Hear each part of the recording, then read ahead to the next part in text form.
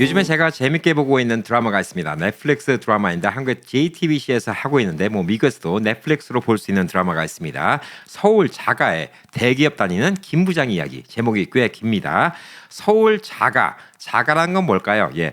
교민분들은 좀 익숙하지 않을 수가 있는데 우리가 자가용 했던 것처럼 서울에서 집을 갖고 있는데 월세나 전세가 아닌 본인이 직접 오운하고 있다는 뜻으로 자가라는 얘기를 합니다. 그래서 서울 자가, 그 얘기는 서울에 집이 하나 있고 대기업에 다니고 있는 김 부장. 부장이면 이제 임원 바로 밑에까지 올라간 상황이죠. 그래서 꽤 승승장구했던 김 부장 이야기라는 드라마가 있습니다. 자, 이 드라마가 참 재밌기도 재밌는데 이 드라마를 보면서 우리 교민들이 좀 느껴야 되는 부분도 있고요. 근데 또 교민분들 중에서 요즘에 여기민을 생각하면서 한국에 가셔서 내 집 마련을 하면 어떨까라고 생각하시는 분들도 있어서 오늘 거기에 대해서 좀 경종을 올려드릴까 싶어서 오늘 이 영상을 만들었습니다. 저는 가칭 제목을 갖다 조금 뒤틀어서 LA 자가의 여기민 결정한 김 사장 이야기로 바꿔서 이야기를 해보도록 하겠습니다. 자, 이 드라마는 그 리승용 씨가 나와요. 제가 좋아하는 배우기도 하고 좀 약간 코믹한 부분도 있지만 또 씁쓸한 부분도 있고 지금 다 끝나지는 않았습니다. 13회인가 하는 걸로 알고 있는데 지금 한 이제 8회, 9회까지 나온 걸로 알고 있습니다. 자, 이 드라마를 보고 있는데 참 여러 가지 생각을 많이 하게 됩니다. 첫 번째는 이제 한국 사회의 경직성. 여기 나오는 이제 김 부장이 72년생으로 나옵니다. 저보다 한 살 어린 역할로 나오고 있는데 아들은 이제 대학교를 막 들어갔습니다. 한참 돈이 들어갈 나이죠. 제가 조금 일찍 은퇴를 한 셈입니다. 제 친구들은 아직도 아이들 뒷바라지 하려고 바쁜 나이입니다. 50대란 나이가 딱 그런 나이라고 볼 수가 있겠죠. 여러 가지 좀 생각이 많고 노후 대책에 대해서 또 생각이 많은 나이이기도 합니다. 이 드라마의 모든 내용을 다 알려드릴 수는 없고요. 또 아직 안 보신 분들이 있으니까. 그러니까 한국에서 열심히 살아서 서울에 내 집 마련을 하고 대기업의 부장까지 올라갔던 사람이 회사에서 쫓겨나면서 이 뻘짓거리를 하면서 여러 가지 난관을 겪는 이런 이야기가 주종이라고 좀 볼 수가 있습니다. 자, 우선 여기서 이제 집 이야기는 조금 뒤에서 하기로 하고요. 여기 내용을 쭉 보니까 우선 대기업에 산 사람들의 사고방식이 이렇게 굳었구나라는 생각을 또다시 하게 됩니다. 예, 대기업이 모든 거라고 생각하고 대기업에 있는 것이 인생의 성공이라고 생각하고 제가 그전에 방송에도 말씀드렸지만 한국에서 대기업에 나오면 본인이 그 대기업 주인처럼 생각하는 분들이 참 많이 있습니다. 우리 회사에서는 이랬는데 우리 회사에서는 이런 식으로 안 했는데 이런 식으로 하면서 남을 컨트롤하는 사람들이 많죠. 그런 좀 오만도 있어 보이고 자기 고집도 있고 또 후배 직원들한테 라떼는 말이야. 예, 그러면서 좀 꼰대 같은 모습을 보여주고 있는 주인공 김 부장이 이 드라마의 주인공입니다. 자, 김 부장은 이제 서울에 집을 갖고 있습니다. 자가인데 강남은 아니고요. 강북에 갖고 있습니다. 자, 서울의 집값이 얼마 정도 할까요? 평균적으로 한 30평 기준으로 해갖고 한 32평, 국민평수라고 얘기하는 32평을 기준으로 했을 때 서울에서 이제 강북 같은 데는 보통 10억이 넘어갑니다. 예, 강남 같은 데는 적게도 30억, 보통 50억, 60억, 예, 몇백억짜리 집도 많이 있습니다. 강남하고 강북도 차이가 큽니다. 근데 얼마 전에 뉴스를 보니까 서울 안에도 3억대 집이 있습니다. 3억대라는 얘기는 거의 4억이라는 얘기죠. 도봉구에 있는 집들은 3억대 집도 있다 이렇게 이야기를 하고 있습니다. 자, 그래서 보편적으로 지금 집값이 얼마다 얘기는 안 나왔는데 이 드라마를 보니까 이 김 부장이 갖고 있는 집은 한 10억 정도 되는 집입니다. 자, 근데 이제 부인인 명세빈 씨가 이제 나오는데 부인이 이제 투자 세미나 같은 거, 노후 대책 세미나 이런 데를 가는데 거기서 나온 얘기가 있습니다. 100세 시대인데 여러분이 필요한 돈은 얼마일까요? 그러니까 사람들이 7억이요, 8억이요. 근데 12억 이상이 들어갑니다. 그 얘기에 이 부인이 깜짝 놀랍니다. 야, 이 돈이 어디서 나지? 좀 있으면 이제 남편도 임원으로 이제 승진을 못하면 이제 앞으로 어떻게 살아가나 이런 걱정을 좀 많이 하면서 부인도 열심히 일을 해보겠다고 노력을 하고 있습니다.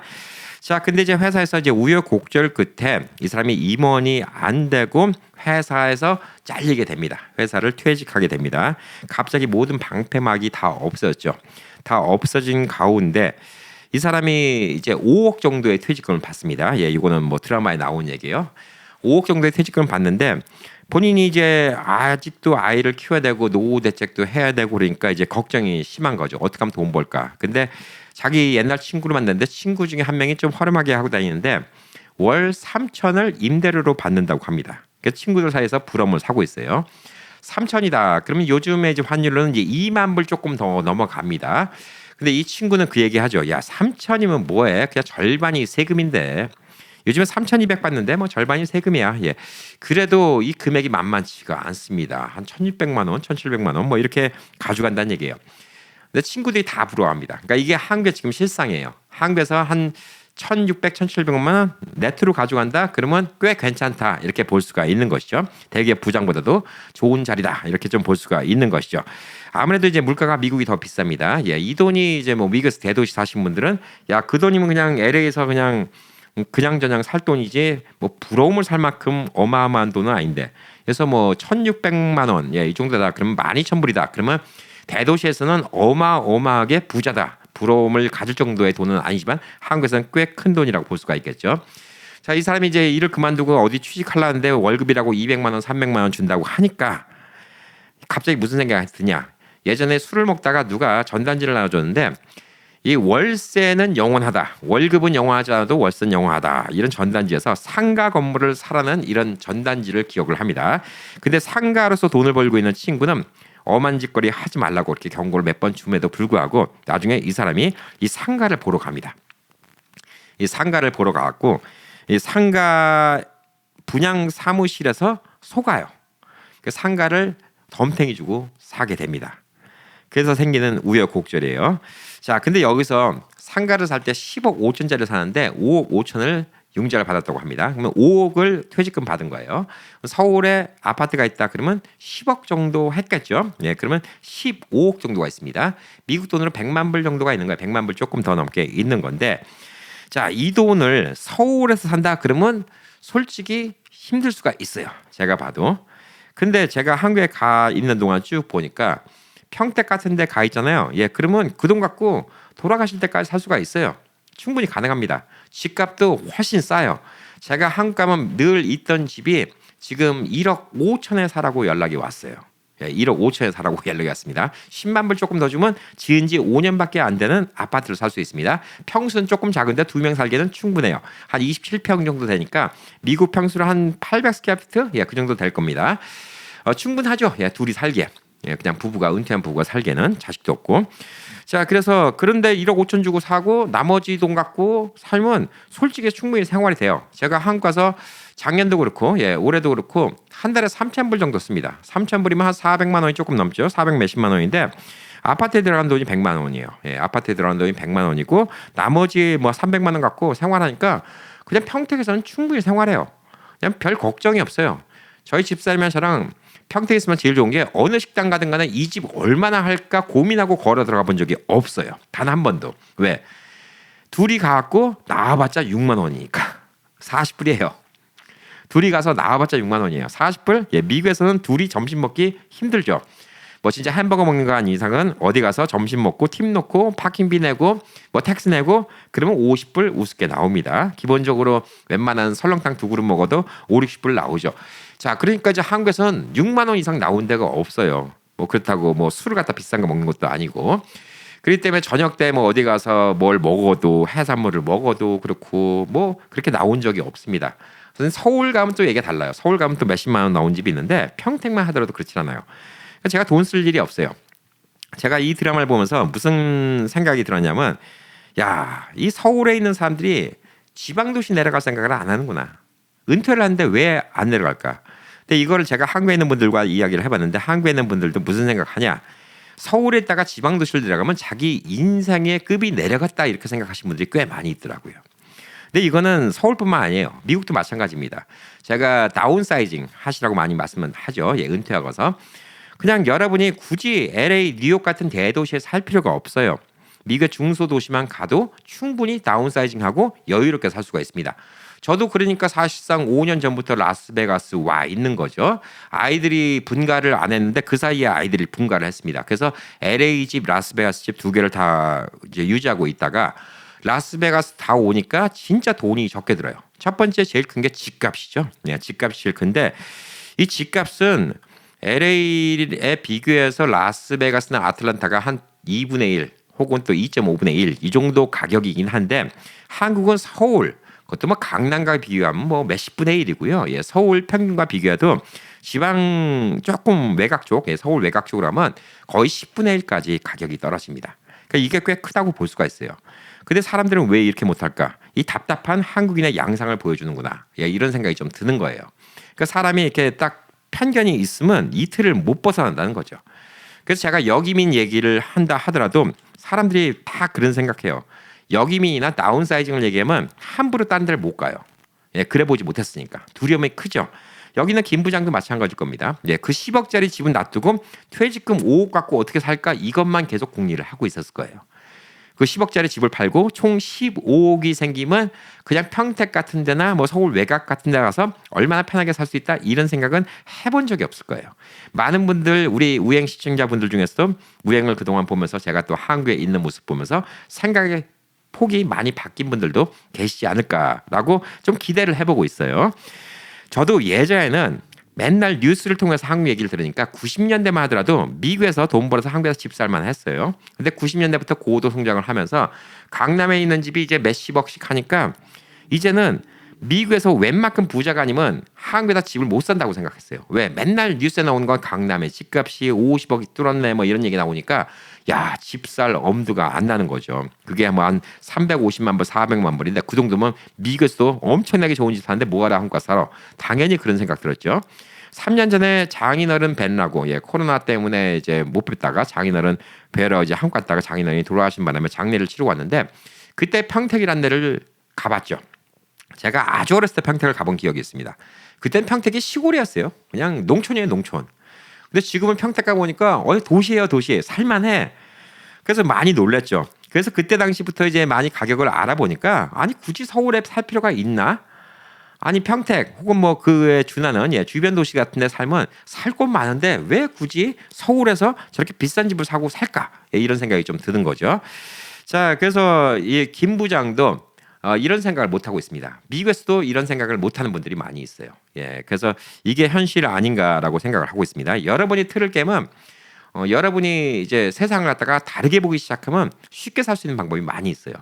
근데 LA 같은 대도시를 떠나서 다른 도시 가면 내 인생의 급이 떨어진다라고 생각하는 분이 있고 젊었을 때 벤츠, BMW 사업할 때 그런 거 타고 다니다가 내가 갑자기 무슨 현대 차 타고 다니다 그러면 내 인생의 급이 떨어졌다. 이렇게 생각하시는 분들이 많은데 이거는 솔직히 잘못된 생각이죠.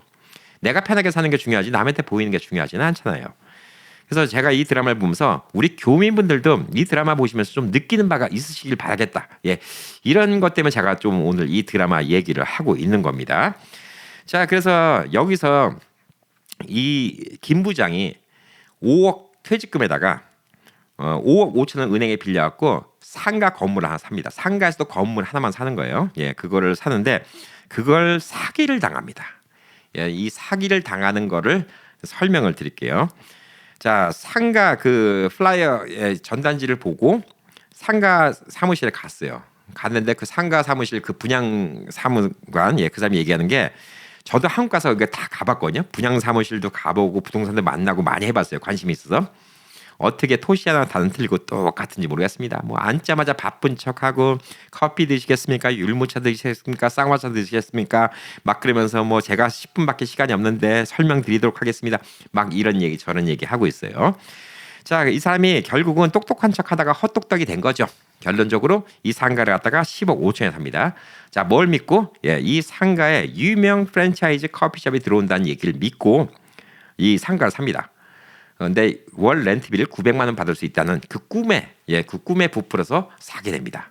900만 원이면 한국에서도 큰 돈이지만 미국 같으면 한 달에 월 2만 불씩 따박따박 들어오는 이런 느낌이 되지 않을까? 아무래도 이제 물가를 비교해 보면 이런 느낌인데 여러분들도 만약에 돈 투자해갖고 100만 불 투자해갖고 한 달에 2만 불씩 들어온다. 그러면 당연히 하려고 하지 않겠어요? 예. 그래서 이 사람이 이걸 삽니다. 사고 나서 이 분양 사무실에서 연락까지 와요. 예. 여기 갖다 임대하고 싶어하는 토스트 가게 사장님이 있는데 소개시켜드리겠다는 거예요. 그러니까 아니 원래 유명 프랜차이즈 커피숍 들어오는 거 아니었어요? 그러니까 그 커피숍 들어올 때까지 기다리시겠어요? 그냥 여기 바로 들어오신다는데 토스트 가게도 요즘에 장사 잘 돼요. 예, 그러면서 꼬십니다. 그리고 이제 토스트 가게를 하겠다는 부부를 데리고 오고요. 계약을 갖다가 2천만 원 디파짓에 월 900만 원 렌트비를 내는 걸로 계약을 해줍니다. 그러니까 디파짓 좀 더 받아야 되는 거 아닙니까? 그러니까 그냥 사장님은 은퇴하셨으니까 매달 돈 더 나오는 게 좋잖아요. 요즘엔 추세는 디파짓 적게 받고 매달 렌트비 많이 받는 게 추세입니다. 그래서 그 얘기 들으니까 또 일리가 있잖아요. 그래서 2천만 원을 디파짓을 받고 계약을 해줍니다. 월 900만 원씩 주기로 계약을 하고 있습니다. 자, 처음에 이 상가를 봤을 때는 상가 입지 조건도 좋고 바로 옆에 기차 지하철역이 바로 들어온다 했고 지하철역에서 역세권이라고 하죠. 3분 거리에 있다는 거. 막 이런 것 때문에 잘 될 거라고 생각했는데 이 가게를 가봤는데 사람들이 다 난리가 난 거예요. 그래서 뭔 일인가 뒤져봤더니 주변 부동산에 물어보니까 여기 역도 들어오고 그러는데 이게 왜 사람들이 이러냐 그랬더니 역 캔슬된 지가 언제인데 지금 이 소리 하고 있냐고. 그러니까 제대로 조사를 안 해본 거지. 그러니까 여기에 값어치가 아니 그 상가 값어치 3억 단다는 걸 요즘에 뭐 10억씩 판다는데 혹시 그 돈 주고 사신 거 아니죠? 예, 이런 소리를 듣는 거예요. 그러니까 이제 황당하죠. 3억짜리 갖다가 10억 5천을 주고 바가지를 쓴 겁니다. 그래서 이제 이 사람이 막 벌벌 떨고 있는데 그래도 이제 들어오겠다는 토스트 가게가 매달 900만 원씩 내기로 했으니까 아, 그 돈 갖고 이제 갚으면 되니까 거기 연락했는데 거기서 갑자기 아, 사장님 죄송합니다. 제가 토스트 가게를 못 할 것 같아요. 아니 그 무슨 얘기입니까? 계약까지 다 해놓고 아 죄송해요 갑자기 못하게 될 것 같아갖고 죄송합니다. 그 디파짓 2천만 원 드린 거는요 그냥 가지시기 바랍니다. 예 이렇게 된 거예요. 뭐냐 계약을 했는데 2천만 원 보증금을 냈잖아요. 근데 캔슬 시켰으니까 2천만 원을 준 거야. 줬으니까 이걸 어떻게 사기로 쳐낼 수가 없어. 계약 위반은 넣을 수도 없어. 결론적으로 이건 떴다 방식으로 이 분양 사무실에서 다 구라를 친 거지. 그래서 이 사람이 이 상가를 갖다 분양하려는데 월 300만 원을 해도 아무도 안 들어오는 거예요. 근데 300만 원이 이자만 300만 원이 나오는 거예요. 이 상가 이자만 300만 원이 나오고 있으니까 야, 이 사람은 이제 꿈이 10억 5천에 샀다가 상가 임대되고 좀 얼마 있다가 한 14억 15억에 이 상가를 팔려고 했는데 그 사이에 이자만 내면 되는 거니까 900만 원씩 받고 그러면 300만 원씩 나오니까 그럼 또 매덕이 더 생기고 이런 식으로 뻥튀기를 하려고 했는데 결국은 300만 원 돼도 아무도 안 들어오는 거예요. 뭐 지금 이제 그 자리까지 이제 드라마가 좀 나왔습니다. 자, 그래서 이제 여러분께 이제 오늘 드리고 싶은 건 뭐냐면 LA 자가의 그러니까 뭐 이 얘기도 뭐 비슷한 거죠. 예, LA에서 이제 자영업하고 미국에서 어느 정도 성공하신 교민분들이 역이민을 결정했던 김 사장 이야기를 오늘 해보도록 하겠습니다. 제가 이제 한국에서 역이민 하는 얘기를 많이 하니까 제가 또 지방 도시 같은 거 얘기를 많이 하니까 생각보다 집값이 싸네요. 예, 특히 LA나 뭐 뉴욕 같은 데 계신 분들은 더 그런 생각이 들겠죠. 생각보다 집값 싸네요. 한국에다 하나 사도 되겠습니다. 이런 생각이 좀 들 수가 있어요. 그래서 저도 처음에는 이제 역이민 실버타운 같은 걸 하나 해볼까 이런 생각도 해보고 여러 가지 했었는데 제가 이제 3년 동안 3년 전에 이제 처음으로 평택을 가봤죠. 장인어른 이제 장례 치르고 우리 처가 식구들이 있는 평택을 가봤는데 그때 당시 평택을 보고 깜짝 놀란 게 있어요. 평택에는 아시겠지만 삼성 공장이 들어옵니다. 반도체 공장 6기가 들어오는데 6기가 어마어마한 규모예요. 그래서 그 옆에 아예 그냥 빈 땅, 논밭이었던 땅을 갖다 다 갈아버리고 이 부지를 만들었고 고덕 국제 신도시라는 걸 만듭니다. 서울에 있는 고덕이 아니에요. 평택 바로 옆에 고덕 국제 신도시라는 데를 만듭니다. 그 바로 옆에 삼성 공장이 있어요. 제가 3년 전에 갔을 때 그 앞을 가는데 인도에 뒷면이 하나도 안 보여요. 길에 포장마차 있죠. 간단하게 밥 먹을 수 있는 포장마차가 몇백 개가 들어서 있는 거예요. 사람들이 빠글빠글합니다. 신호등 건널 때마다 몇백 명이 왔다 갔다 건너는 거예요. 깜짝 놀랐죠. 야, 이런 게 있나? 뭐 때문에 그러는데 삼성 공장을 짓고 있는데 공장을 짓고 있는 노동자, 삼성에 일할 사람들 이런 인부들이 와서 점심 때마다 밥 먹을 데가 없으니까 거기 포장마차가 그냥 미어 터집니다. 게다가 또 주변에 한식 뷔페 이런 데서 뭐 셔틀버스가 왔다 갔다 하면서 사람들 날리면서 이렇게 점심 식사를 제공하고 있습니다. 이걸 보면서 야, 여긴 진짜 분위기가 좋구나. 당시에 제가 이제 들은 바로는 8만 명이 거주할 수 있는 8만 명이면 숫자가 만만치 않습니다. 8만 명이 거주할 수 있는 고덕 국제 신도시를 만든 거예요. 거기 이제 아파트를 막 짓고 있었어요. 그때는 막 아파트를 막 짓고 있었습니다. 지어진 곳도 있었고. 저는 이제 그때 3년 전에 그 생각이 들었죠. 야, 여기 평택 생각보다 괜찮은데 여기 아파트 사면 아파트값 많이 올라가겠다. 당연히 그렇게 생각했죠. 이렇게 활기차니까. 야, 많이 올라가겠다. 그런 생각을 하고 이제 작년에 이제 한국을 갔는데 그 사이 무슨 일이 있었냐. 삼성이 이제 글로벌적으로 요즘에 많이 힘들고 그러니까 6기를 짓기로 했는데 3기를 짓고 4번째 이제 공장 4기를 짓고 있는데 중단을 시켰어요. 중단시켜서 제가 거기를 가보니까 그 많던 길에 있던 포장마차가 다 없어진 거예요. 공사가 중단되니까. 일자리가 없어지니까 다 없어진 거예요. 거리에 썰렁해요. 유령 도시 같아. 걸어다니는 사람도 거의 없어. 야, 분위기가 확 바뀐 거예요. 확 바뀌었는데 그 고덕 국제 신도시라는 데는 아예 없던 땅에다가 서로 이제 새로 도시를 만들었고 한 8만 명 살 수 있는 도시를 만들었기 때문에 길도 널찍널찍하고 안에 공원도 잘 해놓고 너무 이제 인프라가 너무 좋은 거야. 그래서 그 도시는 이제 벌써 3년 전부터 괜찮겠다라고 좀 생각을 했는데 그 안에 이제 가운데 제일 좋은 아파트, 그러니까 고덕 국제 신도시에서 제일 좋은 아파트, 그러니까 평택에서도 제일 좋은 아파트 6동이 생깁니다. 세 동이 생기는데 그 밑에는 쇼핑몰이 있어요. 쇼핑몰 이름도 그로브입니다. 예, 쇼핑몰이 미국 쇼핑몰 같이 생겼어. 아주 미국식으로 만들고 쇼핑몰에 안에 가게도 한 400개가 있어. 거기는 아파트가 제일 좋은 아파트예요. 힐스테이트 중에서도 스카이빌 같은 좀 하이 레벨 힐스테이트예요. 그러니까 이 아파트가 만약에 강남에 있다 그러면 50억짜리 아파트입니다. 50억짜리 아파트나 뭐 여기서 8억짜리 아파트나 똑같아요. 사실 프리미엄에 붙어서 비싼 거지. 그 아파트 짓는 값은 제가 봤을 때는 한 4억 이 정도밖에 안 돼요. 3, 4억밖에 안 돼. 아파트 자체 밸류는 많아. 건물의 밸류는 그거밖에 안 되는데 강남이니까 50억 하는 거고 여기니까 이제 또 삼성이 들어온다니까 8억, 9억, 10억 된다. 뭐 이런 생각으로 사람들이 많이 샀습니다. 자, 그 아파트를 막 짓고 있어요. 아파트를 보니까 너무 좋아. 밑에 상가들도 있는데 여기 꽉 들었으면 너무 좋을 것 같아요. 앞에 상가 안에 조그맣게 공원도 있지, 주차장도 다 지하로 있으니까 복잡하지도 않지, 무대도 있어서 사람들 여름이면 연주회도 할 것 같지, 바깥에 나와서 맥주 마시기도 좋지, 그다음에 마켓도 있고 뭐 미장원도 있고 뭐 다 들어오면 나중에 너무 살기 좋을 것 같은 거야. 이 아파트에 살면서 밑에 내려서 모든 걸 다 해결하고 술 먹고 운전 걱정할 필요도 없이 그냥 밑에 와서 그냥 맛있게 그냥 치킨에다가 맥주 한 잔 먹고 그다음에 동네 또 공원 산책하고 위에 올라오고 이러면 너무 좋겠다. 난 이 아파트로 와야 되겠다. 근데 이 아파트는 벌써 청약한 사람이 먼저 다 받기 때문에 저는 살 기회조차 없죠. 예, 살 생각도 없었고 저는 이 아파트를 자 그래서 그 아파트가 이제 작년 갔을 때 거의 다 지어질 때였어요. 지어질 때고 이제 올해 또 한국을 갔었죠. 갔더니 벌써 다 지었습니다. 그래서 그 아파트를 가봤어요.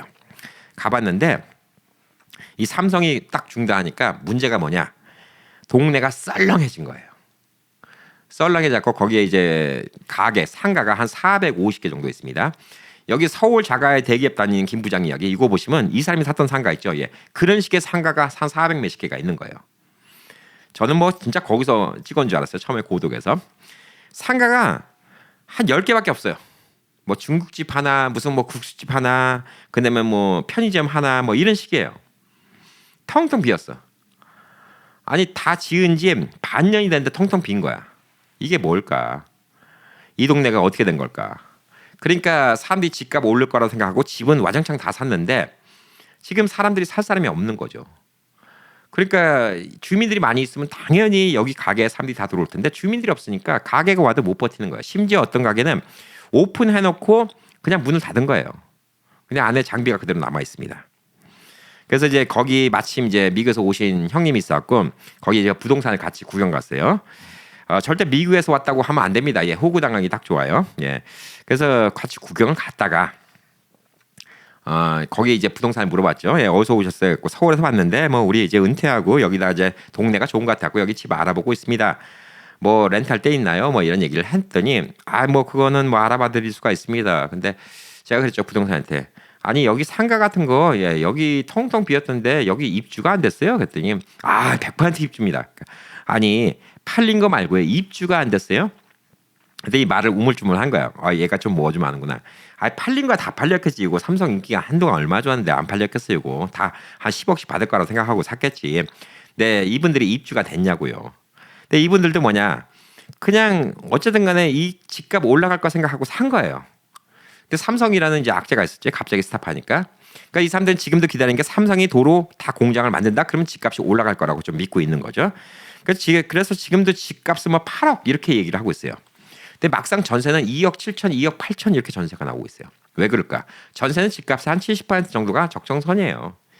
그 얘기는 그 아파트의 밸류는 지금 4억밖에 안 된다는 얘기예요. 거기서 지금 뭐 6억, 7억 전세금 달라? 아무도 안 와요. 그러니까 집을 샀는데 다 융자로 산 거죠. 이 김 부장처럼. 그러니까 이자는 내야 되고 그러니까 전세금을 많이 받던가 이렇게 버팅겨야 되는 거예요. 1, 2년이고 버팅겨야 되는 거예요. 그래서 제가 여기 입주된 사람 별로 없죠. 사는 사람은. 그러니까 렌트 좀 싸게 나온 곳 좀 있어요. 제가 한 2천만 원, 3천만 원에 한 월 100만 원 정도에 렌트하고 싶은데 했더니 입주 다 됐습니다. 아니 입주 다 됐으면 사장님 여기 가게가 꽉 찼어야지 했더니 이제 꽉 찰 겁니다. 꽉 차긴커녕 어떤 가게는 벌써 문 열었다가 벌써 망했던데 6개월도 안 되고 거짓말을 하는 거지. 물론 팔겠다고 거짓말하는 건 이해해요. 예. 그래서 자기가 직접 알아봐야 됩니다. 저녁 때 와봐야 돼요. 밤에 가보면 딱 나와요. 불이 맷집이 켜졌나. 그럼 얼마큼 입주되는지가 보여요. 자, 그래서 이제 한국에서 집 사는 게 여러 가지로 여러분이 사기당하기가 꽤 좋아요. 여기 한국의 김 부장, 대기업의 부장, 김 부장도 이렇게 사기를 당하는데 물론 여러분이 상가 건물은 안 사겠죠. 사기 당하기가 딱 좋아요. 그래서 여러분 중에서는 한국 사람들은 자기 집에 대한 애착이 크기 때문에 이런 생각을 많이 하세요. 한국 가면 집값도 얼마 안 되는데 하나 사야지. 근데 제가 말씀드리고 싶은 거는 집을 사갖고 이득이 되냐? 예, 오히려 손해보기 쉽다는 거예요. 돈 벌려면 강남에 있는 집 사세요. 3년 전에 제가 알던 형님 강남에 아크로 리버뷰 30억인가 샀다가 50억 됐어요. 근데 제가 한국 가면 늘 있는 그 평택에 있는 아파트 있죠. 그거는 5년 전에 3억 1천에 팔았는데 지금은 1억 5천에 팔려고 그래요. 한국은 재밌는 게 아파트 렌트를 할 때 이 아파트 주인이 아파트를 얼마에 샀고 자기 돈은 얼마 집어넣고 융자는 얼마 받았는지 이거를 세입자한테 다 공개를 하더라고요. 하도 전세 사기니 이런 게 많아서 그런지. 저도 처음엔 저한테 왜 얘기해 주나 싶었는데 작년에 처음으로 이제 그 아파트 이제 사용했을 때 그 아파트가 3억 1천에 샀어요. 주인이 1억 6천 내고 나머지를 융자했던 걸로 기억합니다. 5년도 안 됐어요. 근데 지금 본인이 투자한 돈만큼도 못 받는 거예요. 그러니까 여러분이 집을 사잖아요. 그러면 오히려 지방도시 같은 경우는 손해보는 경우가 많이 있다는 거예요. 그럼 돈 벌려면 어떻게 해야죠? 서울에 있는 집 사야 돼요. 강남에 있는데 강남 불패라고. 그것도 언제까지 그럴는지 모르지만. 자, 똑같은 거예요. 30억 투자한 사람은 50억이 됐는데 3억 1천 투자한 사람은 절반이 됐어요. 그러니까 이 투자라는 것도 여러분이 내가 살 건데 아니 가격이 자꾸 떨어지는데 뭐하러 사요? 지금 그 돈 주고 살 이유가 없잖아. 그래서 제가 말리는 거예요. 한국에 집 사는 거. 물론 연세가 드시면 이사 가시는 거 귀찮아요. 제가 아까 말한 고독 국제 신도시의 그 새 아파트 그것도 100만 원이면 빌려요. 내가 굳이 안정리에 100만 원을 빌릴 필요가 없어. 안정리에 빌린 거는 100만 원도 좀 비싼 건데 안에 세탁기도 있고 가구도 있고 다 있으니까 단기로 빌리니까 이렇게 빌린 건데 제가 만약에 한국에 있다 그러면 고독 국제 신도시에 있는 그런 아파트도 빌릴 수 있어요. 그냥 그 대신 디파짓 좀 달라고 그래. 미국 돈으로 한 2만 불 정도? 예, 그럼 3천만 원이죠. 예, 그거 내면 한 달에 한 100만 원, 120만 원 빌려요. 충분히. 자, 근데 제가 이제 그 동네도 가기 싫어졌어. 왜? 인프라가 안 좋으니까. 동네 걸어다니면서 할 수 있는 게 없으니까. 밑에 쇼핑몰이 450동이 있는데 상가가 450동인데 한 1, 20개밖에 안 차 있으니까 그냥 걸어다니면 무서워요. 밤에. 해질 때 걸어다니면 귀신 나올 것 같아. 무서워요. 귀신 동네 같아. 유령 동네 같아요. 그러니까 거기는 살고 싶은 생각도 안 드는 거예요. 자, 그래서 제가 있었던 그 안정리에 제가 묵었던 아파트 그것도 왜 3억 천이나 줬냐? 솔직히 3억 천 줄 가치도 안 돼. 근데 왜 그러냐? 미군 부대가 있잖아요. 미군 부대에서는 최하 사병도 한 달에 160만 원 렌트비가 나옵니다. 160만 원 렌트비가 나오는데 안정리 그 평택에서는 160만 원 렌트비 내고 살 사람이 없어요. 근데 처음에 어떻게 광고했겠어? 여기다 하면 미군들이 들어오면 160만 원 렌트비 받습니다. 여러분 다른 데 갖고 3억짜리 사갖고 160만 원 렌트비 받는 데가 어디 있어요? 80만 원 받으면 땡이지. 2배를 받습니다. 그러니까 이게 가격이 시세보다 좀 비싸다 하더라도 사버린 거야 사람들이. 샀는데 더 문제 뭐냐? 그 옆에 또 다른 아파트가 있어요. 다른 아파트가 있는데 그 아파트가 여기 아파트보다 더 좋아. 근데 거기도 160만 원이야. 그러니까 당연히 미군들은 바보입니까? 더 좋은 아파트 똑같은 값인데 어차피 군대 다 내주는 거 더 좋은 아파트 살고 싶지? 다른 아파트로 다 갑니다. 저희 조카도 그래요. 다른 아파트로 갔어. 왜 더 크고 더 좋은데 똑같이 160만 원인데 뭐하러 여기 있어? 그러니까 이 아파트가 쫄딱 죽은 거예요. 쫄딱 죽었는데 지금 저한테 한 달에 100만 원씩 빌려주면 땡큐긴 땡큐지. 근데 팔아버리고 싶은 거야. 자꾸 값어치가 없으니까. 가격은 자꾸 떨어지고.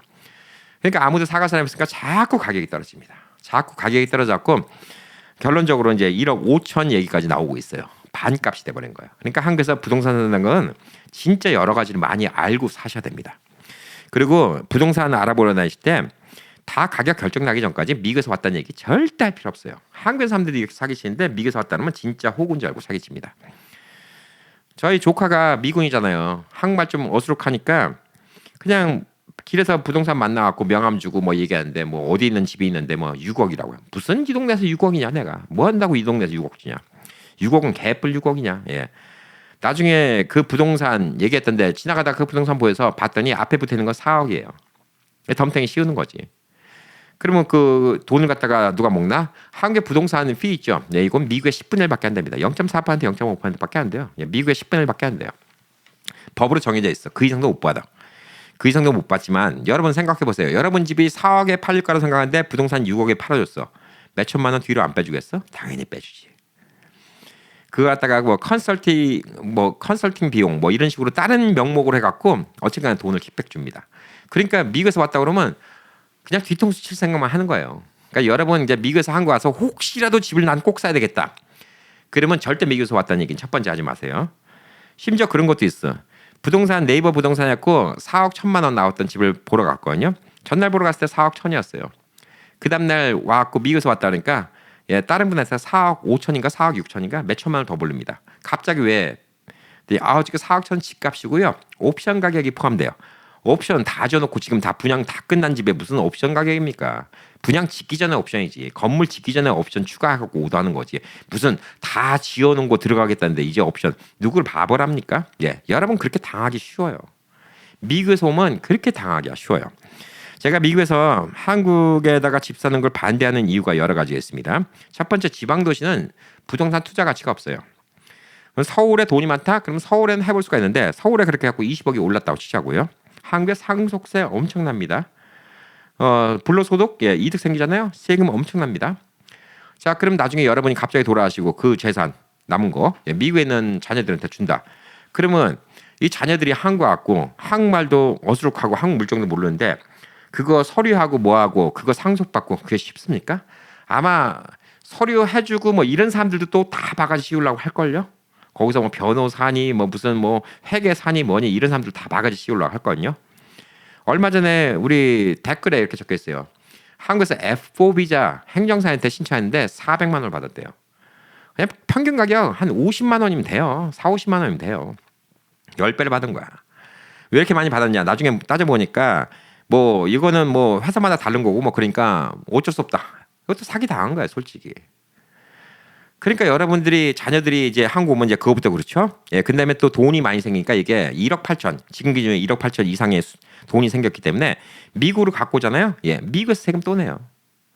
결국 다 손해 봐요. 세금 내고 다 손해 봅니다. 돈 올라도 30억짜리가 50억 돼도요. 예, 여러분 이득 볼 거 하나도 없습니다. 오히려 더 손해 봅니다. 그래서 집 사는 건 고려해 보시라는 거예요. 근데 그래도 만에 하나 이제 집을 산다. 그러면 그냥 집값이란 거 제가 그래요. 새 아파트, 새로 지은 아파트다. 그러면 요즘에는 4억이면 그냥 아파트 밸류인 것 같아. 짓는데도 4억은 들어가. 그러니까 4억까지 내려갔다. 그러면 사도 괜찮아. 그리고 그 아파트 또 몇십 년 가니까 여러분 그냥 남은 여생 동안 쭉 쓸 수가 있으니까 나쁘지 않은 거지. 예를 들어서 고덕 국제 신도시에 있는 아파트가 뭐 4억이다. 그러면 뭐 살만하지. 근데 지금 8억이다? 미쳤어요. 왜 8억 주고 왜 사? 언제 떨어질지 모르는데. 삼성이 들어오면 8억이 더 들 수 있지. 들어올지 안 들어올지 모른다는 거예요. 자, 그래서 한국에서 부동산 만나고 그러면 얘 부동산뿐만 아니라 한국의 모든 걸 마찬가지인데 여러분이 사기를 안 당하고 호구가 안 되려면 첫 번째 미국에서 왔다라는 거 끊을 이유가 없어요. 그 도움이 하도 안 돼. 일생에 도움이 안 된 얘기예요. 돈 있는 척하는 것도 도움 하도 안 돼요. 호구밖에 안 됩니다. 한국에 있는 사람들도 그렇게 속여요. 제가 한국의 부동산도 만나보고 분양 사무실도 가보고 그러면 분양 사무실에 이 말하는 여성분 얘기가 여기 이 드라마에 나오는 이 분양 사무실에 있는 사람하고 똑같아요. 게다가 분양 사무실은 뭐가 있냐? 부동산 파는 건 법적으로 커미션이 정해져 있어요. 뭐 매덕까지는 얼마, 몇 퍼센트, 매덕까지는 뭐 0.5, 매덕까지 0.6%딱 정해져 있는데 이 새로운 걸 분양하는 거는 얼마 팔든 간에 상관이 없어요. 그거는 뭐 서로 합의해서 파는 거니까. 그러니까 3억짜리 10억짜리 팔았다고 이 분양 사무실이 사기로 넘어가는 거 아니에요. 그리고 그 사람 갖다가 혹하게 하기 위해서 월 900만 원 내겠다는 토스트 가게가 들어왔거든요. 나중에는 그 분양 사무실이랑 짝짝꿍이었죠. 토스트 가게 들어왔는데 그 사람이 죄송해요 안 한다고 딱 그래도 그건 사기 아니에요. 도망갈 시간을 벌어준 거지. 2천만 원? 예, 얼마를 사기쳤어요. 3억짜리를 갖다가 15, 5천 팔았으면 7억 5천을 벌었는데 2천만 원이 됐습니까? 2천만 원 디파짓 그냥 가지세요. 저희가 죄송합니다. 예, 그리고 넘어가면 사기가 안 되는 거야. 이렇게 사기가 안 되게 하는 방법을 너무나 많이 알아요. 제가 한국 갖고 3년 전부터 쭉 들었던 얘기가 있어요. GTX가 들어온다, 평택에. 자, GTX가 뭔지 모르시는 분들 설명드릴게요. GTX는 간단히 말해서 지하철인데 고속 지하철이에요. 보통 지하철의 2배 속력이 납니다. 엄청나게 빨라요. 자, 평택 위에 동탄이라는 도시가 있습니다. 동탄은 지금 아파트 값이 그냥 국민 평수가 한 8억, 그 정도 돼요. 8, 9억 정도 된다고 보시면 돼요. 동탄이. 동탄이 국민 평수 따지면 평택의 2배 가격이에요. 그런데 고덕이 동탄만큼 가격이 올라갈 거라고 생각을 하고 사람들이 산 거예요. 고덕이 동탄처럼 한 8, 9억 정도 할 거라고 믿고 사람들이 산 겁니다. 그때 뭐 한 4억이고 5억이고 주고 샀겠죠, 사람들이. 제일 컸던 게 뭐냐면 GTX가 들어온다는 거예요. 자, 제가 평택에 있으면서 서울과 교통이 가깝습니다. 고속기차 타면 18분이면 가요. 그거 거짓말 아니에요. 지제역에서 서울 강남, 거기까지 딱 가면, 수서역까지 딱 가면 딱 18분 걸려요. 넌스탑은. 스탑 한 번 하는 것도 22분입니다. 18분이에요. 자, 이렇게 빨리 가니까 와, 좋네, 이렇게 생각할 수 있는데 문제가 하나 있죠. 요거는 고속기차예요. 고속기차는 15분마다 다니는 게 아니에요. 1시간마다 다닙니다. 미리미리 계획 좀 돼요. 내일 아침에 갔다가 오후에 와야지. 미리 표 사놓고 거기에 맞춰서 움직이면 진짜 짧은 시간에 갈 수가 있어요. 근데 그게 아니고, 여러분. 그게 아니고 갑자기 나 가고 싶은데, 갑자기 오고 싶은데 표가 없을 수 있어. 게다가 또 어떤 연휴야. 표가 매진돼요. 없어. 근데 이 지하철, GTX라는 건 지하철입니다. 생긴 건 보면 지하철이에요. 근데 빨리 다니는 지하철이라고 생각하면 돼.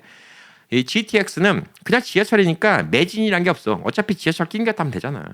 매진이란 게 없어요. 동탄은 GTX가 있어요. 강남 수서까지 20분이면 가요.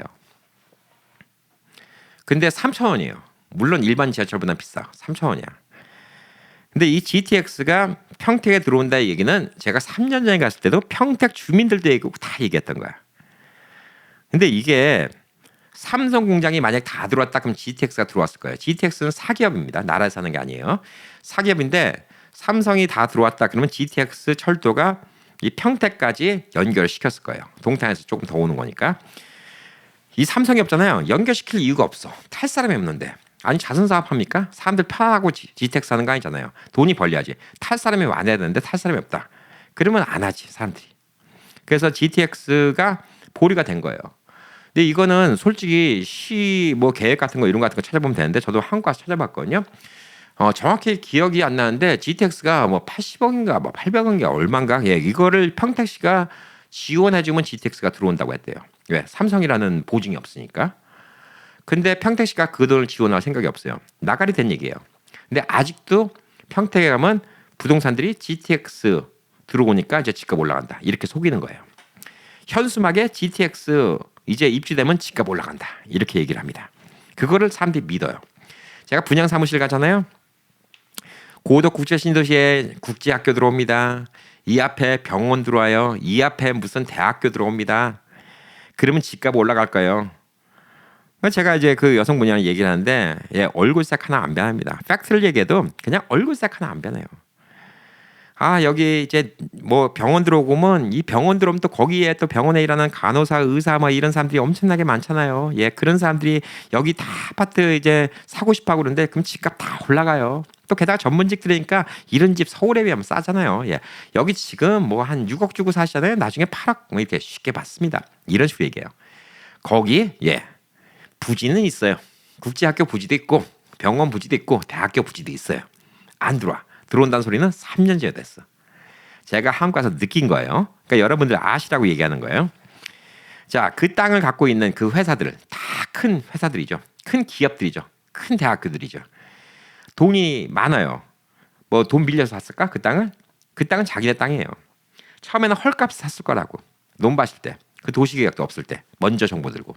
거기다가 병원 부지, 그다음에 뭐 학교 부지, 국제학교 부지, 그다음에 무슨 대학교 부지 이런 거 만들어놨겠지.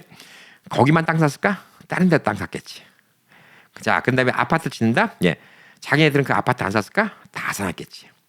자, 거기 보면 앞에 땅에 앞에 막 울타리 쳐놓고 현수막 적혀 있어. 무슨 대학교 뭐 부지, 무슨 병원 부지, 무슨 국제학교 뭐 부지. 부동산은 다 6개월 뒤면 뭐 들어온다고 막 그러고 모여서 이제 조만간에 집값이 올라간다 이렇게 얘기해요. 3년 전에도 그 소리 했고 지금도 그 소리 합니다. 자, 여기 있는 사람들은 자, 국제학교는 그렇죠. 국제 신도시에 있으니까 만약에 삼성이 들어왔다. 삼성이 6기를 다 만들었다. 그럼 GTX도 들어왔을 거예요. 그리고 국제학교도 들어왔을 거예요. 근데 얘들은 간을 보고 있는 거지. 안 들어오는 거예요. 여러분의 편의를 위해서 GTX가 먼저 들어와 주지 않아. 인구가 우선, 그 다음에 GTX예요. 그죠? 인구가 우선, 그 다음에 국제학교예요. 자, 이 사람들은 땅을 갖고 있는데 땅이라는 건 인플레이션 따라 계속 올라가는 건데 뭐가 아쉽다고. 자, 이 사람들이 오히려 여기 땅값을 올리는데 부추기는 거예요. 왜 이 사람들이 현수막 붙여놨을까? 왜 병원에서 붙여놨을까? 왜 학교에서 붙여놨을까? 왜 자기네들도 거기다 투자를 했거든. 분명히 그래요. 예. 그래서 이게 또 괜히 또 논란 될까봐 제가 뭐 어느 뭐 학교 뭐 이런 얘기 같은 거 전혀 안 하는데 분명히 그런 식으로 돈을 벌어요. 그리고 여기에 병원 들어온다. 그럼 부동산들은 열심히 그걸 이용해서 집을 파는 거예요. 자, 병원이 지금 먼저 들어오겠습니까? 안 들어와. 왜? 인구도 없는데 뭐하러 들어와? 인구도 없는데 들어와서 뭐 자선사업해요? 뭐 의사들, 간호사 뭐 월급 주고 손해인데 그냥 땅만 놔두면 손해는 아니잖아. 그러니까 중간중간에 이제 사람들 좀 아이고 언제 들어오나 싶으면 포크레인 들어와서 몇 번 사파요. 좀 땅판 신용해. 야, 조만간에 들어오나 보다. 뭐 어디 분양하잖아. 그러면 또 포크레인 왔고 땅판 신용해요. 야, 이거 이제 6개월 안에 들어오나 보다. 그 짓을 지금 3년 넘게 하고 있습니다. 다 짝짝꿍이에요. 다 자기네들이 이득이 있어. 이 부동산들 잘 되라고 이 대기업에서 이루어지는 거 아닙니다. 이 대기업들이 벌써 땅 사놨잖아요. 예, 자기네들이 올라가려면 인구가 와야 돼. 오면 자기네들이 이득 볼 게 많잖아요. 어쨌든 간에 자기네 비즈니스 잘 되겠지만 자기네들도 투자하는 게 있으니까. 그래서 그런 얘기를 믿으면 안 돼요. 근데 한국에 있는 사람들조차, 평택에 있는 사람들조차 그 얘기를 믿어요. 조만간에 병원 들어오고 학교 들어오고 뭐하고 그러면 여기가 엄청나게 잘 돼갖고 집값이 많이 올라갈 거다. 절대 그런 거 믿고 사지 마세요. 진짜 뛴 놈 위에 난 놈 있고 난 놈 위에 진짜 우주로 달리는 사람들이 있습니다. 그러니까 제가 한국에서 3년을 가보니까 그걸 느끼는 거예요. 만약에 제가 3년 전에 처음에 삼성 공장 짓는 거 딱 그것만 보고 그때 제가 만약 돈이 있다? 그러면 그때 저도 집 사고 싶어 했겠지. 이렇게 될 줄은 누가 알았겠어요. 물론 이걸 누가 뭐 여기 드라마 나온 것처럼 아주 고의적으로 사기치고 뭐 이런 건 아니지만 진짜 한국이 무섭다는 생각이 딱 듭니다. 평택의 안정리도 그런 문제가 있어요. 제가 아까 말했듯이 제가 이제 한국에 있던 아파트 거기도 처음에는 다 160만 원씩 받을 수 있다라고 생각하면서 다 그 돈을 갖다가 주고 시세보다 비싼데 그 건물을 샀다가 지금 절반값밖에 안 되겠죠. 미국 장교들이 사는 집들은 렌트비를 더 많이 받아요. 한 달에 4,000불 이상 받아요. 그러니까 한국 돈으로 막 500만 원, 600만 원씩 받아. 게다가 1년치 렌트비를 한꺼번에 내. 그래서 평택의 미군 부대 근처에 가면 아예 타운을 만들어서 땅을 사갖고 한 20채, 30채씩 미국 동네하고 똑같아 분위기가. 그냥 그라지 있고 앞뒤들 있고 바베큐 구워 먹을 수 있고 그냥 거기만 가면 그냥 미국이야 분위기가. 안에는 전기도 100볼트가 나와요 미국처럼. 자, 그런데 이제 미국 장교들이 뭐 어차피 미군 부대에서 돈을 주니까 이제 거기가 있는단 말이죠. 자, 그걸 갖다가 처음에 팝니다. 건설업자들이 팔아요. 그러면 실제 밸류는 예를 들어서 한 4억밖에 안 되는 집인데 막 6억, 7억에 팔아요. 그럼 비싸지. 근데 뭐냐? 미국 장교 입주자 구해준다니까 1년치 연세를 한꺼번에 낸다니까. 그러니까 이 사람이 7억에 그 집을 샀는데 바로 그냥 1년치, 2년치 막 8천만 원, 1억씩 주는 거야. 렌트비를. 그러니까 이 사람 생각이 앞으로 한 6, 7년만 있으면 집값 다 뽑히겠는데?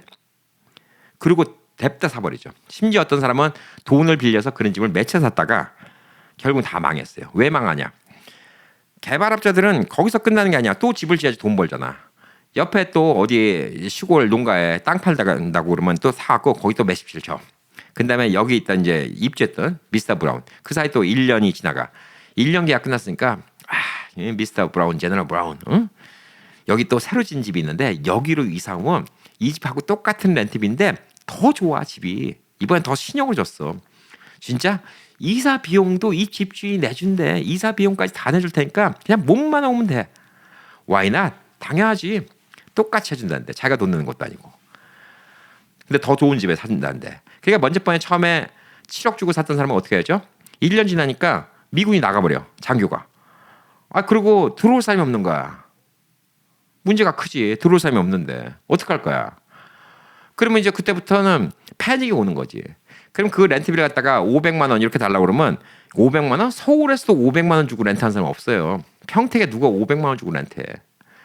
그래서 그게 결국은 하다가 망하는 사람도 많고 그러다가 또 그거 잘 된 것 같아갖고 집 몇 채씩 샀다가 심지어 극단적인 선택을 했다는 사람 얘기도 들리고 그게 지금 또 암암리에 뭐 200만 원 이렇게 빌리는데 200만 원도 잘 안 빌려. 그래서 안정리에 제가 그 전에 얘기한 거예요. 네이버 부동산에 안 나와요. 그거 나왔다 그러면 주변 집들에서 다 욕처먹고 난리나. 왜? 우리 렌트비까지 다 깎는다고. 왜 똑같은 집이 한 몇십 채가 있는데 어떤 사람은 그냥 나는 그래도 그냥 속긴 속았지만 그래도 6억 주고 샀는데 7억 주고 샀는데 이건 내가 그냥 내 돈으로 샀으니까 은행 나갈 건 없으니까 한 달에 200만 원이라도 렌트하자. 어떤 사람은 1억 자기 돈에다가 지금 은행에다 돈 빌려갖고 한 달에 이자만 뭐 300만 원씩 내야 되는데 200만 원 받아 못해. 그러니까 어떻게든 간에 이거 진짜 장난인데 누가 네이버 부동산에다가 200만 원 딱 올리잖아요. 그러면 이 사람은 매장돼요.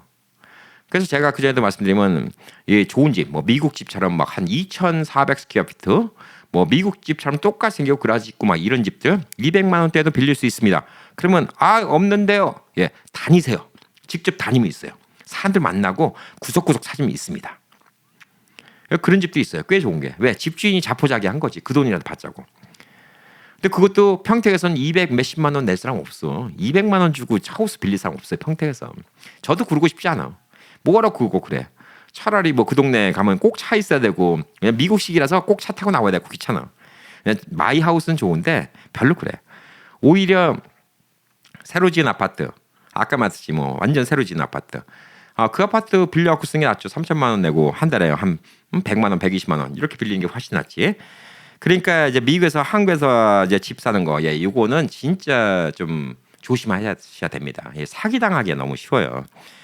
물론 어디든가에 사기가 다 있긴 하지만 한국이라는 데가 여러분이 모르는 진짜 기상천외한 방법으로 사기를 치는 경우가 많이 있습니다. 그러니까 제일 중요한 거는 집을 안 사는 게 솔직히 좋아요. 돈이 아주 많다. 뭐 반대 안 합니다. 근데 결국은 손해 볼 거예요. 여러분 그 집 나중에 상속시키고 자녀가 갖고 오고 그러려면 골 아프고 복잡할 겁니다. 아니면 아예 처음부터 자녀 이름으로 해주시던가. 그게 차라리 낫지 않을까라고 좀 생각을 하고 있고요. 부동산으로 집값 오른다? 서울 강남 얘기지. 다른 데는 집값 올라간 거 기대를 하지 마십시오. 그리고 여러분이 만약에 뭐 제가 이번에 뭐 있던 1억 5천, 난 그 동네도 괜찮아. 1억 5천이다. 그러면 괜찮아요. 사도. 저도 그 동네가 좀 미군 부대 앞이라서 가깝해서 그렇지. 1억 5천? 뭐 1억 5천이면 뭐 10만 불인데 10만 불 갖고 내가 죽을 때까지 쓴다. 그럼 뭐 아실 게 뭐 있어? 그냥 그러면 뭐 돈 아까울 것도 없죠. 그렇지만 그거를 3억 천에 준다? 저는 뭐 절대 안 사지. 그리고 뭐 내가 돈이 별로 없다. 그럼 뭐 진짜 쓸만한 아파트. 그냥 한 5층짜리 아파트인데 그때도 봤지만 한 7천만 원, 6천만 원, 한 5만 불 돈. 이 정도의 그냥 둘이 살만한 쓸만한 아파트들도 있어요. 그런 거는 뭐 사도 그냥 사다가 그냥 쓰다가 그냥 따 죽으면 끝이지. 그런 거는 가격이 비싸지 않으니까 상속도 그렇게 많이 안 나와. 또 미국에 갖고 오는 것도 또 이중 가서 낼 것도 없어요. 그런 뭐 싼 거는. 그러니까 그거는 별 문제가 안 되는데 한국에서 어정쩡하게 특히 제일 어정쩡하게 사시는 게 뭐 10억 이런 아파트 사신 분들은 힘들지 않을까 이런 생각이 좀 듭니다. 그래서 여러분 이 김부장 드라마 이렇게 똑똑한 척하는 사람도 결국 다 당하고 속아요. 한면 미국에서 한국 물정 모르시는 분들 LA 자가의 역이민 결정한 김 사장 이야기입니다. 손해 보신 분들 많아요. 특히 뭐 한국도 송도 쪽에 예전에 뭐 신도시 만든다고 샀다가 손해 보신 분들 초창기에 3억 4억에 샀다가 10억 올랐을 때 팔았던 분들은 괜찮지. 그 12억까지 올랐으니까. 지금은 도로 떨어져 갖고 뭐 6억 7억 이렇게 얘기가 나오고 있어. 근데 그거 한참 올라갈 때 막 8억 9억 10억에 샀다가 20억 올라갈 줄 알고 샀던 사람들은 또 손해지. 돈 벌려고 하면 손해요. 이 드라마 보면서 나오는 게 뭐냐면 그 친구가 그 건물주 친구 한 얘기가 절대 퇴직금 손대지 마라. 제가 늘 방송에서 말씀드린 거. 나이 50, 60 이제 은퇴하고 나면 머리가 그만큼 안 돕니다. 괜히 돈 벌려고 욕심내다가 사고 쳐요. 이 김 부장한테 정답은 뭐냐면 돈 벌려고 욕심낼 필요가 없어요. 그냥 서울에 자가 10억짜리 집 팔고 5억 퇴직금 받아갖고 서울 외곽 지역 도시에 가는 게 최고였습니다. 그러니까 여러분들도 결정하세요. LA에서 돈 더 벌겠다고 딱 잘못하다가는 큰 사고 칩니다. 그냥 미국에서 중소도시 다운사이징을 하든가 있는 한도에서 아니면 한국으로 다운사이징 하든가 뭐 이게 더 현명한 방법일 수도 있어요. 예, 굳이 일 벌일 필요 없습니다. 그리고 절대 돈인 척, 절대 미국에서 왔다. 예, 이런 얘기하는 거는 진짜 나 호구니까 좀 잡십시오. 예, 한국인 사람들도 속기 딱 좋습니다. 저도 3년을 이렇게 보내보니까 작년에는 절반 있었죠. 6개월 있었고 올해도 한 4개월 있으니까 이러니까 이제 한국 물정 알고 저런 이제 사기치려는 인간들의 수법을 알게 되는 거지. 왜 병원이 저기다가 건물 안 짓고 내년임 들어온다 내년임 들어온다. 예, 병원도 바람잡이 하는 거야. 뭐 그 학교도 그렇고 다 바람잡이 하는 거예요. 사회가 그래요. GTX도 마찬가지입니다. 지금도 믿어요. 뭐 GTX 들어올 거라고. 예, 삼성 공장 들어오기 전에 안 들어와요. 들어올 이유가 없어요. 뭐 GTX가 거기까지 노선 더 오고 해갖고 운영하면 그 운영비만 얼마인데, 손님도 없는데 운영비를 갖다 그렇게 낭비할 이유가 전혀 없잖아요. 예, 그래서 그런 것들이 좀 문제 아닌가. 만약에 평택에 GTX가 들어온다, 평택 아파트 값은 2배씩 오릅니다. 그건 자명해요. 왜 그러냐? GTX가 평택에서 아마 GTX라고 강남까지 가면 30분 안에 갈 거예요. 예. 30분 안에 갈 것 같아. 뭐 지금 동탄에서 가는 거 속력 보면 뭐 어쩌면 한 25분, 30분이면 갈 거예요. 근데 15분마다 한 번씩 있어. 10분, 15분마다 한 번씩 있을 거야, 기차가. 끝내주지 뭐, 솔직히. 그러면 서울에 안 살아도 돼. 강북에서 강남 간 속력이나 평택에서 강남 간 속력이 똑같아. 생활까지 똑같잖아. 그러면 이제 평택 아파트 값도 확 올라가겠지. 근데 그런 일이 쉽사리 벌어지지는 않는다는 거죠. 여러분들 아파트 값 올리라고 GTX가 들어와주는 자선사업은 안 한다. 여러분들 아파트 값을 올려주기 위해서 학교나 병원이 들어와주는 자선사업은 안 한다. 자, 그들은 뭐냐? 여러분이 들어와 있으면 그때 한다. 자, 여러분이 들어오려면 어떡하죠? 지금 사람들이 열심히 투자를 해. 그리고 와서 꿈에 부풀었어. 8억, 10억 이렇게 받을 건지 알고는 2년, 3년 버텨. 몇 년 버티다가 결국 가격이 떨어져. 가격이 떨어졌고 그게 한 4억, 5억대. 그래서 어느 정도 이제 다 사람들이 내가 살 사람들이 진짜 사겠다는 사람들, 그러니까 투자하는 사람 말고 사겠다는 사람들이 그 동네에 들어와갖고 그냥 한 4억, 5억에 살기 시작했고 인구가 어느 정도 된다. 그때 될 문제예요. 예. 그러니까 부동산은 한두 개 보셔서 될 문제가 아닙니다. 절대 꼭 조심하시고요. 예, 지금 연휴라서 여러분 또 집에 계시는 분들, 심심하신 분들, 한국 좀 얘기 좀 하시고, 그 드라마 재밌어요. 예, 김 부장 이야기. 예, 한번 보실 분들은 좀 보시면 어떨까 싶어서 오늘 영상 만들었습니다. 자, 여러분의 미래를 응원합니다. 파이팅!